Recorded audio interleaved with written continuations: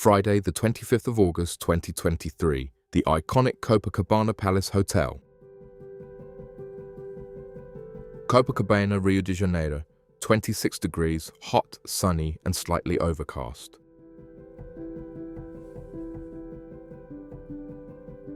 Please like and subscribe if you enjoyed this video and think it has been helpful.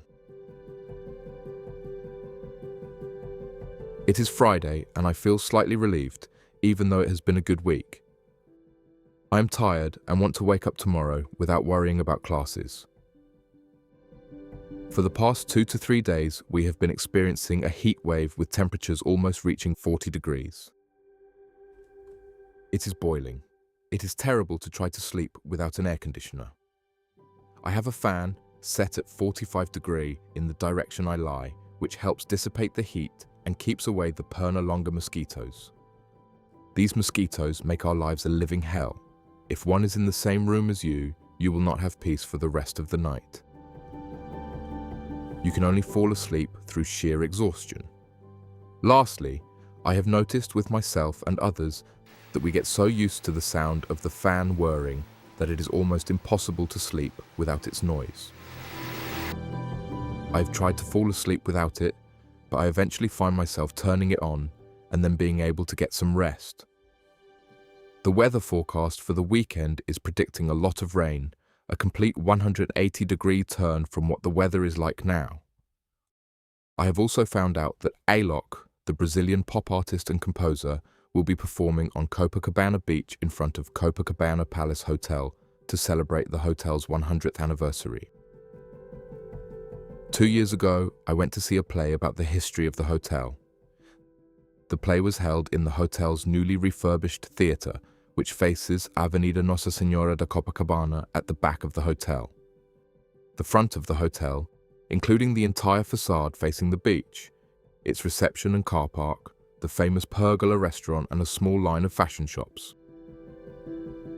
An enormous swimming pool is located behind the Pergola restaurant, running from the front to the back of the hotel.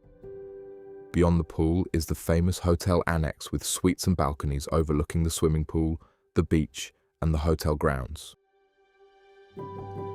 The founder of the Copacabana Palace Hotel was Mr. Octavio Guinle, who passed away in 1968.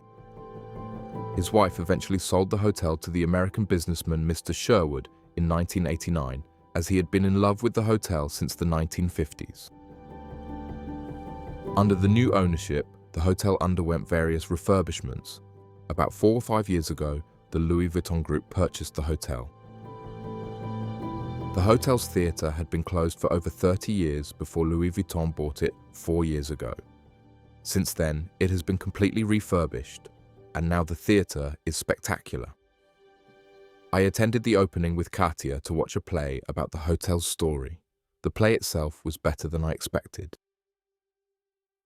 However, the theatre's interior is fantastic, with its white marble floors, walls, ceiling, and green velvet-covered seats. It was extraordinary to witness how something can be beautifully restored even today, particularly in a country like Brazil. It goes to show that it is simply a matter of wanting it, making it happen, and having the money. The beach in front of the hotel is extensive and long, stretching from the street to the seashore. The hotel itself is an iconic establishment within an already iconic neighborhood. Copacabana is probably the most famous beach and neighborhood in Rio, Brazil, and one of the world's most renowned urban beaches. The hotel is located on Avenida Atlântica in the middle of Copacabana, offering a privileged location. Over the years, the beach in front of the hotel has hosted numerous shows featuring performances by the Rolling Stones, Madonna, U2, and many other bands and artists. Temporary massive scaffolding stages and infrastructures were constructed on the beach in front of Copacabana Palace for these events.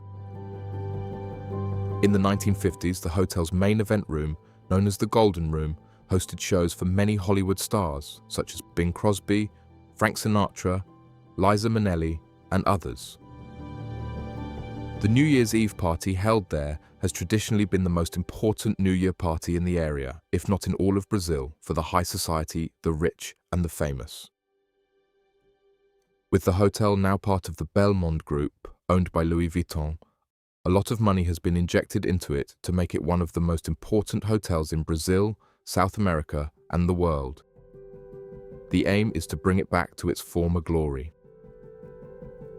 Let us consider how things will be in the future with the rain, security, and the problems in Rio and Brazil now. Let us also think about Copacabana.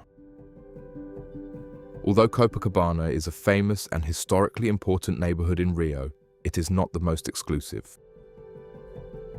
Regarding exclusivity, Ipanema and Leblon are much more refined and exclusive than Copacabana.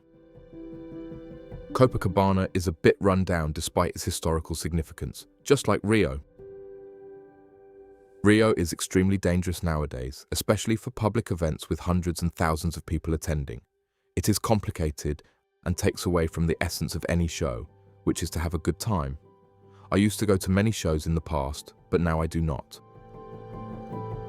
I do not know if it is because I am getting old or because I know the possible risks involved, which I did not consider before. Nowadays, such shows do not interest me anymore. Let us hope it is a success and nobody is hurt. I finished teaching at 6 p.m, then went to the supermarket with Nalva in the evening to buy some things, including wine. I had a couple of glasses before going to bed. In bed by 11 p.m. Thank you. Thanks for reading this blog post. Please explore my other posts and share your thoughts in the comments section. Richard.